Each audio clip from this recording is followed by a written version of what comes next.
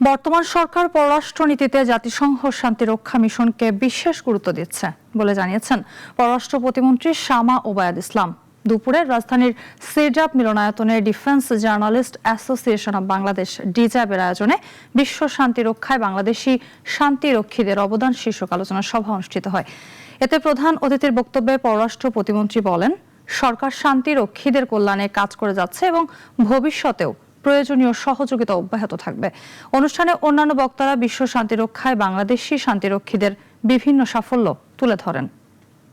শান্তির রক্ষা কার্যক্রমে বাংলাদেশের অংশগ্রহণে শুধু আমাদের আন্তর্জাতিক মর্যাদায় বৃদ্ধি করেনি, একটি জাতীয় সক্ষমতার বিকাশেও গুরুত্বপূর্ণ ভূমিকা রাখছে।